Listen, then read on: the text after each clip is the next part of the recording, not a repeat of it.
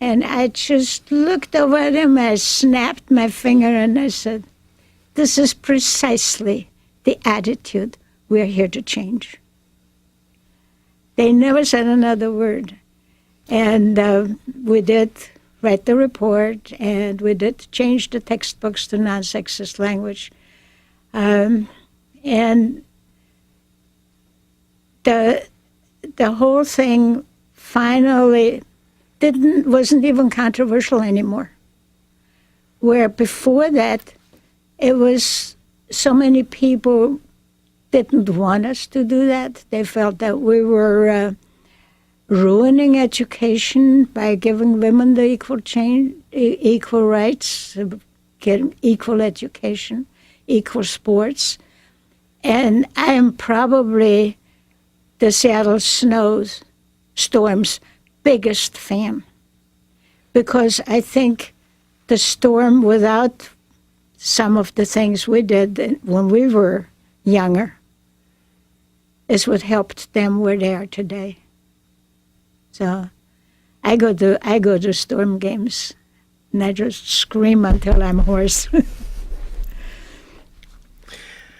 So you made clear that one of the things I think that people who are involved with enacting change, activists, tend to get very frustrated when whatever they're working on, they don't see results, or they see results in the opposite direction fairly early on, and then they suffer burnout and no longer participate in the process. How do you manage with keeping that long-term vision and not burning out on whatever issues you're working with?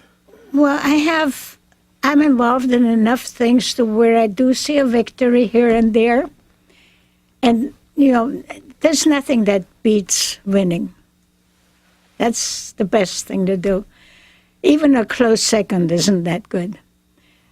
When I look at what happened in Seattle with the mayoral election, I can go for another 20 years. Just on the adrenaline I generated in that election.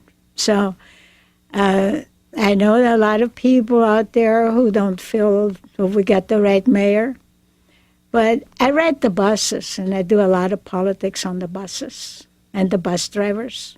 I organize them.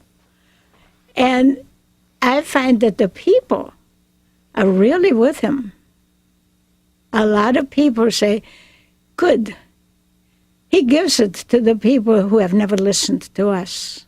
So he does not have the vocal support that people who write in the Times or in the PI have. But the grassroots are really behind our mayor. It is amazing what I hear when I travel around, and I go a lot. If they ever take away my bus pass, I'm going to feel like they cut off my legs, because I ride the bus morning, noon, and night. And, you get a diverse crowd on the bus. So I do my little political studies there, find out what the people are thinking. It's interesting. Talk about how engaging people one-on-one, you do it both I've seen you at public forums. You have no fear in going up and talking to the powers that be, but also to just average everyday citizens. And that seems to be very effective for you. Well, I don't like to go and argue with people, even though I do have very strong opinions. I get on people's nerves sometimes. And don't tell anybody, I get on my own sometimes. But I do like to talk to people. Like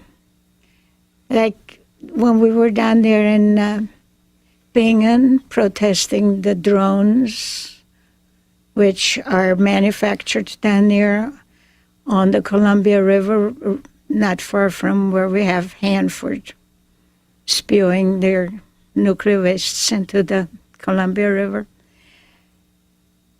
There was a counter demonstration by the Tea Party people in town. And one particular man was kept coming over to our side and being very, very upset and vocal. And I got to speaking to him, and I spoke to him for about 20 minutes. He had a sign that says, "I love in situ," which is the corporation that makes the drones, "and I hate socialism." Now, he was old enough to be on Social Security and Medicare.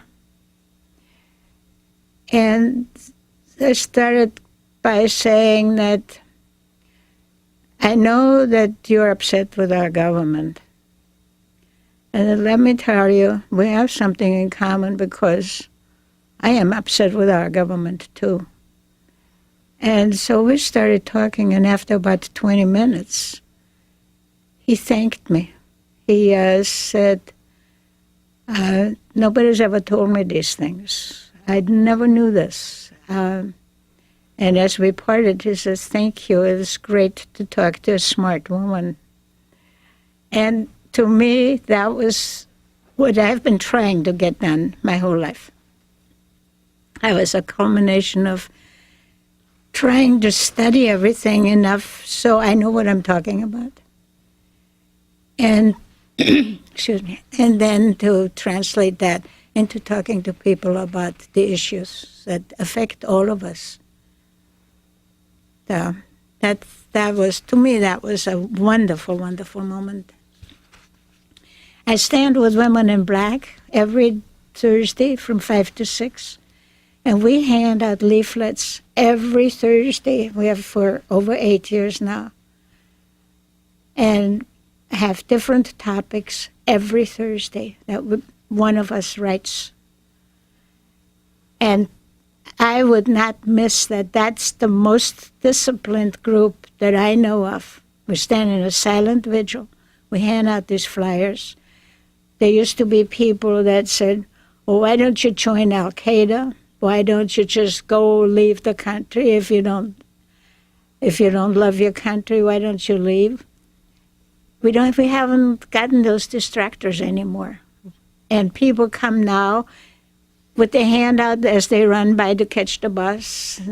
"Thank you for doing this." The other day, somebody gave us a $10 contribution. For the printing, we have no funding source. We pay for our own flyers.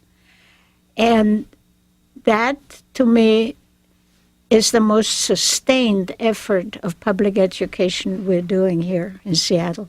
So, and do you see that as a good model for an organization, obviously one that you're interested in? Consistency. You can't hand out a flyer one day and then go away and hope that everything will fall into place. You need to be consistent, constantly doing it, so you become part of people's lives almost. Oh yeah, I'm going home from work at 5:15 and then pick up my flyer. Only about a minute left. What final thoughts would you like to leave with people for today?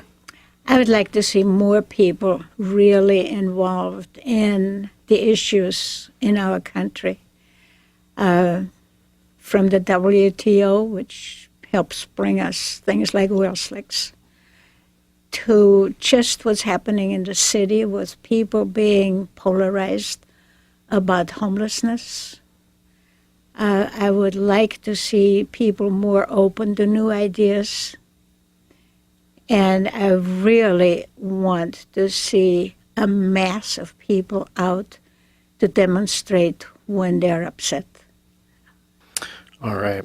Well, with that, we're unfortunately out of time for today. I want to thank you very much for coming and spending time with us this morning. Thank you.